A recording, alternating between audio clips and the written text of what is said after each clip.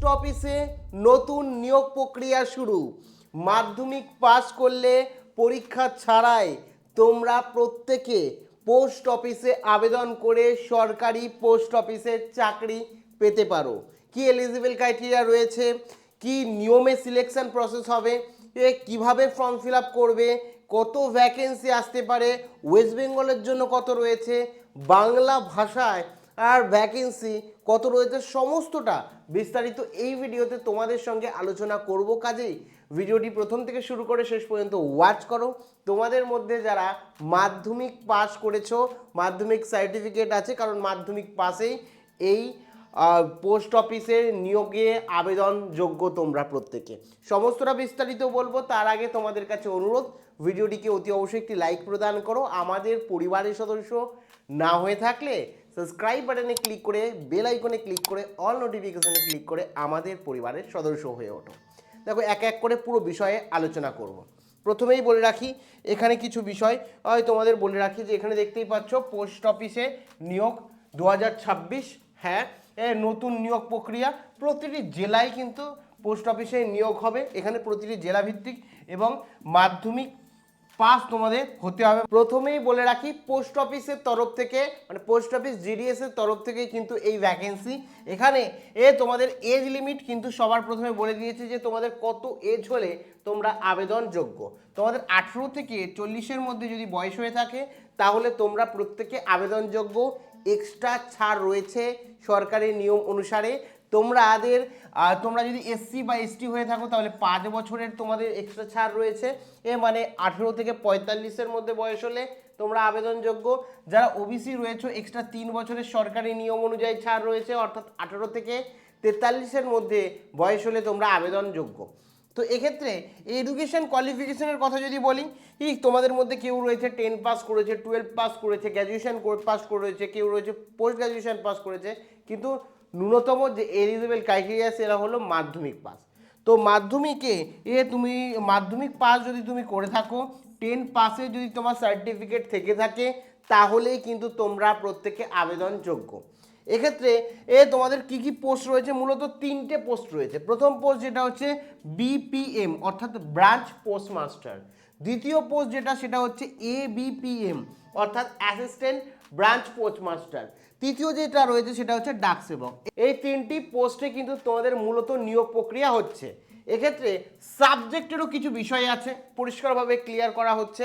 যেখানে 10 পাস তো তোমাদের করতে হবে, 10 পাসের সার্টিফিকেট তো তোমাদের লাগবে, তার সাথে তোমার 10-এ মানে মাধ্যমিকে তোমার ম্যাথ এবং ইংলিশ সাবজেক্ট হওয়া চাই। দেখো, অঙ্ক আর ইংলিশ প্রত্যেকেরই কিন্তু আমাদের পশ্চিমবঙ্গ বোর্ড বা অন্যান্য বোর্ডে ম্যাথ এবং ইংলিশ রয়েছে। কিছু কিছু বোর্ডের ক্ষেত্রে হয়তো ম্যাথ থাকে না, সেই সমস্ত বোর্ডের ছাত্রছাত্রীরা অ্যাপ্লাই করতে পারবে না। ম্যাথ এবং ইংলিশ কিন্তু ক্লাস 10-এ থাকা আবশ্যিক। এবং স্কিলের কথা যদি বলি, কিছু স্কিলেরও প্রয়োজন পড়ে এখানে আবেদন করতে গেলে। প্রথম হচ্ছে লোকাল ল্যাঙ্গুয়েজ। এবার অনেকের জিজ্ঞাসা থাকে লোকাল ল্যাঙ্গুয়েজটা কি। কারোর লোকাল ল্যাঙ্গুয়েজ হিন্দি হতে পারে, কারোর গুজরাটি হতে পারে, কারোর বাংলা হতে পারে, কারোর আবার হতে পারে ও অন্য কোনো ল্যাঙ্গুয়েজ, তেলেগুও হতে পারে। তো তোমার লোকালিটিতে যে ল্যাঙ্গুয়েজে মানুষ কথা বলে সেটাই হচ্ছে লোকাল ল্যাঙ্গুয়েজ।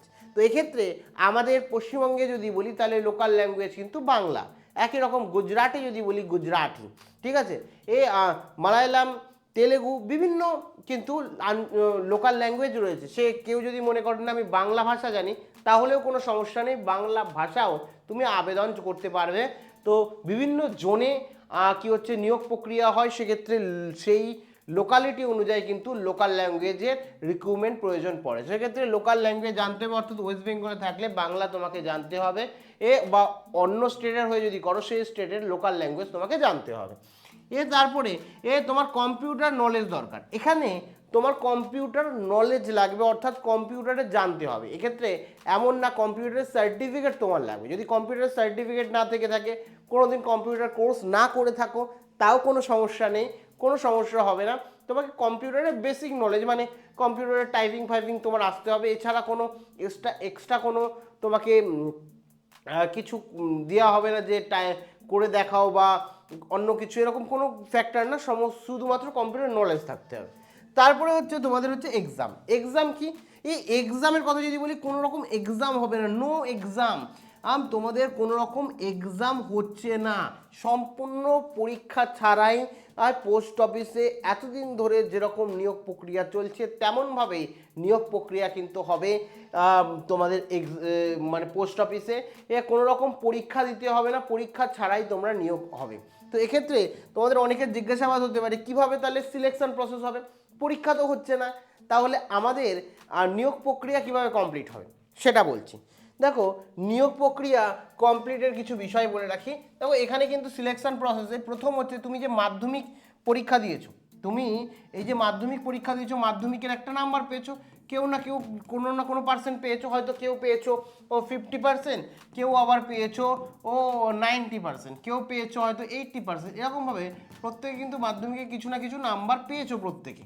ঠিক আছে, বাই দ্য ওয়ে তুমি কত নম্বর পেয়েছো মাধ্যমিকে টোটাল পার্সেন্টেজ হিসাবে অবশ্যই কমেন্টে জানাও, কারণ এই নাম্বারটা কিন্তু খুব ইম্পর্টেন্ট। তো এক্ষেত্রে মাধ্যমিকে যে নাম্বার পেয়েছো সেই নাম্বারের নিরিখে একটা মেরিট লিস্ট বেরোবে তোমার জোন অনুযায়ী, তোমার জোনে যারা অ্যাপ্লাই করবে সেই জোন অনুযায়ী মেরিট লিস্ট বেরোবে। ঠিক আছে, তো এক্ষেত্রে ধরো তুমি ওয়েস্ট বেঙ্গলের কোনো জোনে ওয়েস্ট বেঙ্গলের কোনো জোনে আসলে সেই জোনে যারা নাম্বার পেয়েছে সেই অনুযায়ী কিন্তু একটা লিস্ট বেরোবে। ঠিক আছে, এবং সেই লিস্ট শুধুমাত্র নাম্বারের ওপর ডিপেন্ড করবে না, কোনো ক্ষেত্রে নাম্বার মিলে গেলে বা কোনো কোনো ক্ষেত্রে, বেশিরভাগ ক্ষেত্রে নাম্বার যদি মিলে যায়, ধরো কেউ 60% পেয়েছে, তোমার জন্য আরও একজন 60% পেয়েছে, মেরিট লিস্টে কার আগে নাম থাকবে সেটা দেখার জন্য কিন্তু এজকে প্রেফার করা হয়, লোকালিটিকে প্রেফার করা হয়। ঠিক আছে, এজ কি, এজ তোমাকে দেখা হবে যাদের বেশি এজ, মানে যারা ধরো এর মধ্যে ধরো দুজনেই 60% পেয়েছে, একজনের বয়স হচ্ছে 40 বছর, আরেকজনের বয়স ধরলাম আমি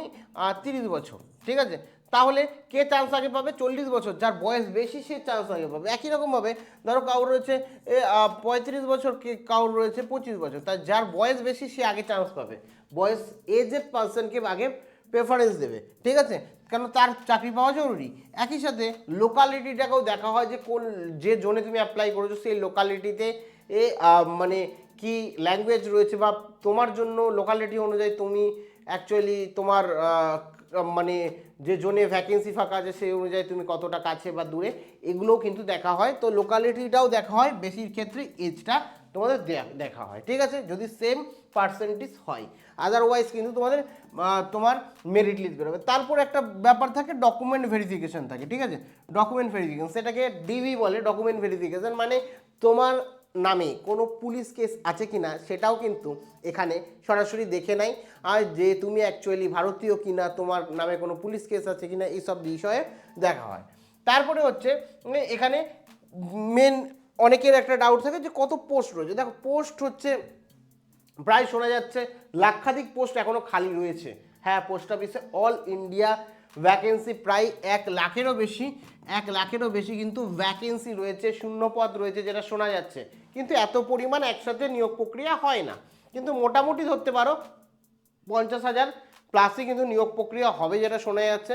কিছু কম বেশি হতেই পারে, কিন্তু ওয়েস্ট বেঙ্গলে যেটা শোনা যাচ্ছে, বিভিন্ন পত্রিকায় যেটা বলা হচ্ছে, 1500 থেকে 1800 কিন্তু ওয়েস্ট বেঙ্গলে পোস্ট হবে, এবং অন্যান্য বছরের তুলনায় কিন্তু ভ্যাকেন্সি বা শূন্যপদ অনেক বেশি হবে। 1500 থেকে 1800 তোমরা ধরে রাখতে পারো এবার নিয়োগ প্রক্রিয়া হচ্ছে।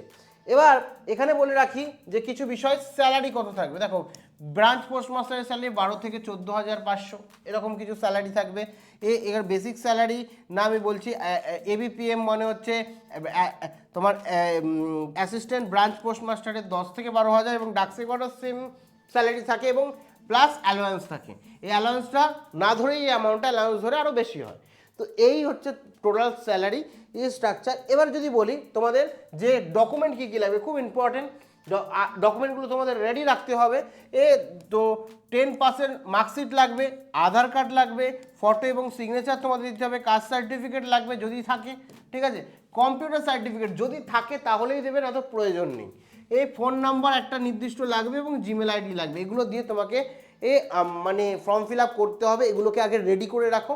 এখন যেটা শোনা যাচ্ছে 15 তারিখ পর্যন্ত আগের যে সার্কেল আছে, 15ই ডিসেম্বর পর্যন্ত আগের যে সার্কেল আছে সেই সমস্তটা কিন্তু কমপ্লিট হয়ে যাবে। ঠিক আছে, ভ্যাকেন্সি সমস্ত কাজ কমপ্লিট হয়ে যাবে, এবং তারপরে কিন্তু জানুয়ারি মাসে কিন্তু তোমাদের ফর্ম ফিল আপ শুরু হবে। সেক্ষেত্রে প্রথমে হতে পারে বা শেষে হতে পারে, ফেব্রুয়ারির ফার্স্ট উইকে হতে পারে। তো জানুয়ারি থেকে ফর্ম ফিল আপ শুরু হচ্ছে, আগে আগে সমস্তটা জানালাম। অল ইন্ডিয়া বেসিস পোস্ট অফিসের অফিসিয়াল ওয়েবসাইট থেকে তোমাদের আবেদন করতে হবে। এখনও যদি কোনো জিজ্ঞাসাবাদ থাকে অবশ্যই কমেন্ট সেকশনে জানাবে। Thank you.